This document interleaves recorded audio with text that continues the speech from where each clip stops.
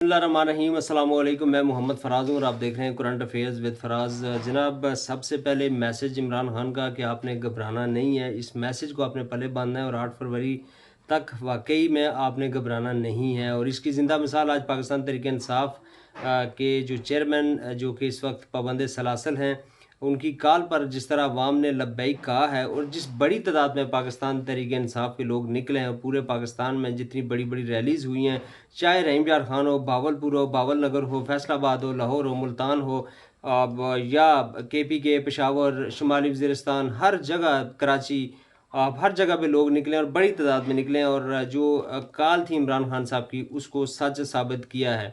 अच्छा, ये एक रेफरेंडम आप इसको कह सकते हैं कि ये जो जिस तरीके की सूरत हाल इस वक्त हो रही है, जैसे जेल के अंदर जिस तरह के ट्रायल्स चल रहे हैं या जो टेस्टर लगाया गया था, मैं इसको एक टेस्टर भी समझता हूँ। गवर्नमेंट की जानिब से आपने देखा होगा कि पिछले 2 दिन से खान साहब को सज़ाए मौत देने या 14 साल की कैद के हवाले से काफ़ी ज़्यादा मीडियाज़ चैनल जो हैं वो बता रहे हैं कि ये हो जाएगा, वो हो जाएगा। और फिर अचानक जो जज हैं साइफर केस के, उन्होंने भी थोड़ी सी फुर्तियाँ दिखानी शुरू की हैं और इमरान खान साहब और शाह महमूद कुरैशी साहब की मर्ज़ी के ख़िलाफ़ सरकारी वकला उनको मुहैया करने की कोशिश की गई है।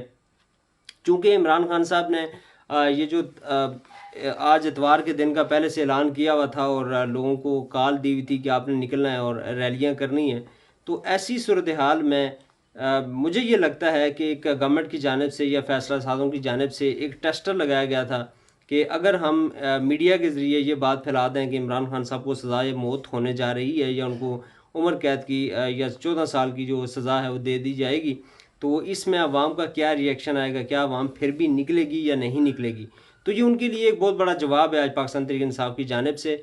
और पाकिस्तान तहरीक इंसाफ ने साबित किया है कि इंशाअल्लाह अज़ीज़ 8 फरवरी जो है वो हमेशा हमेशा के लिए ये जो कुव्वतें हैं, ये जो सियासी लीडर्स हैं, जो अपने आप को कहते तो सियासी लीडर हैं, लेकिन ये सियासी लीडर्स बेसिकली हैं नहीं, ये डिक्टेटर हैं, असल में ये डिक्टेटर हैं।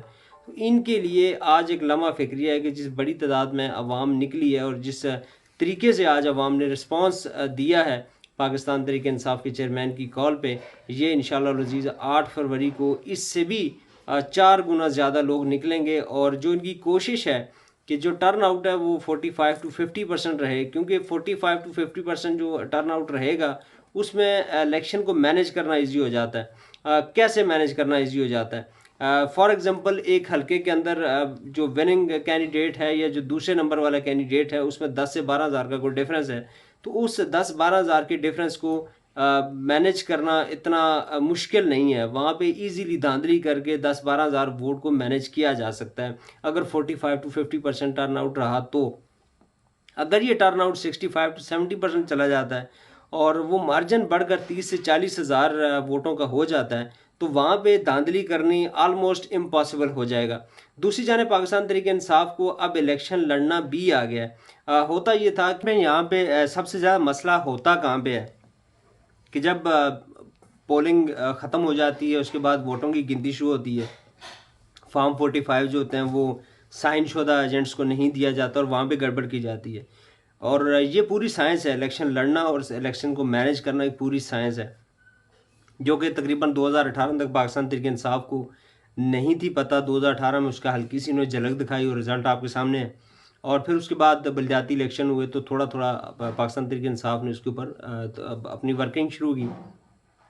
तो अब सूरत हाल ये कि पाकिस्तान तहरीक इंसाफ के पास भरपूर ट्रेंड पोलिंग एजेंट्स भी होंगे, पोलिंग मैनेज करने वाले लोग भी होंगे, क्योंकि पोलिंग को मैनेज करना बहुत बड़ी चीज़ होती है। जो बड़ी जो इम्कानात होते हैं धांधली के, वो या तो लंच ब्रेक के दरमियान होते हैं या फिर वही बात है कि जब फॉर्म 45 साइन करने से पहले बीच में जाली वोट जो हैं वो इंजेक्ट कर दिए जाते हैं। तो वहाँ पे आपका अमला जो है या जो आपका जो वहाँ पे लोग तैनात हैं, पोलिंग एजेंट्स हैं या बाकी जो लोग हैं जो आपकी पार्टी की जानिब से होते हैं, उनका मुस्तैद होना इंतहाई ज़रूरी होता है। तो इस दफ़ा चूँकि पूरी पार्टी की जो कमान है वो वकला के हाथों में, और वकला वैसे भी कानूनी तौर पर भी तेज़ तराज होते हैं और फिर वो वैसे भी चीज़ों को मैनेज करना बेहतर समझते हैं। तो एक तो यहाँ से थोड़ा सा मुश्किल हो जाएगा जो फ़ैसला साज है उनके लिए, कि एक तो अगर टर्न आउट ज़्यादा हो जाता है फिर भी उनके लिए मुश्किल है कि 30-40 हज़ार का कोई किसी हल्के के अंदर डिफरेंस आ जाता है तो उसको मैनेज करना मुश्किल हो जाएगा। फिर दूसरे नंबर पे जहाँ पे पहले क्वालिफाइड लोग नहीं थे, पोलिंग मैनेज करने वाले लोग क्वालिफाइड अगर नहीं थे, वो भी इस दफ़ा मुश्किल हो जाएगा, क्योंकि वहाँ पे ज़्यादातर वकला ड्यूटी दे रहे होंगे। तो चीज़ें काफ़ी मुश्किल हैं और इस वक्त नो डाउट कि बड़ी एक इज़्तिराबी कैफियत होगी पिंडी इस्लामाबाद में और बहुत सारी जगहों पे जहाँ पे ये फैसले होने हैं। तो ऐसे में पाकिस्तान तहरीक इंसाफ के लिए आज का दिन बहुत बड़ा साबित हुआ और इमरान खान साहब की कॉल पे लोगों ने ज़बरदस्त आज रिस्पॉन्ड किया है। दूसरी जानब जनाब, आज पाकिस्तान तहरीक इंसाफ ने अपने जो मैनिफेस्टो है उसका भी ऐलान किया है और उसमें चंद बड़ी इनकलाबी बातें सामने आई हैं। वही इनकलाबी बातें मैं आपके सामने रखना पसंद करूँगा। नंबर 1 उन्होंने कहा जी कि वज़ीर-ए-आज़म का इंतखाब हम डायरेक्ट अवाम के वोट से करेंगे। ये बहुत बड़ी अचीवमेंट होगी अगर ऐसा हो जाता है। लेकिन अगर देखा जाए तो इस मौके के ऊपर इस बात का ऐलान करना इटसेल्फ पाकिस्तान तहरीक इंसाफ के लिए थोड़ा सा डिफ़िकल्टीज़ पैदा कर सकता है। वो क्यों पैदा कर सकता है? एक एमएनए की ज़रूरत असम्बली के अंदर वज़ीर-ए-आज़म को पड़ती है और फिर वहाँ पे अपने मुतालबात बहुत सारे मनवा सकता है। मैं इससे आगे कुछ नहीं कहूँगा, समझने वाले समझ जाएंगे। फिर उसके बाद जी दूसरा, आज उन्होंने कहा कि असम्बली की मुद्दत हम 5 साल से कम करके 4 साल कर देंगे। ये भी एक ज़बरदस्त एक बात है और अमेरिका के अंदर भी ऐसा ही है। अमेरिका के अंदर भी ऐसे ही होता है कि 4 साल की उनकी मुद्दत होती है। ग़ालिबन इंडिया के अंदर भी ऐसा ही है। तो ये 4 साल उन्होंने कहा कर देंगे। फिर उन्होंने कहा जी सेनेट की मुद्दत चूँकि अभी 6 साल है और उसको हम कम करके 5 साल कर देंगे। फिर उन्होंने कहा जी शानदार मुस्तकबिल और ख़राब जो हमारा माजी था या जो मईशत के हमारे मसले मसाइल हैं, इनसे निकालने के लिए हम इनकलाबी इक़दामात करेंगे।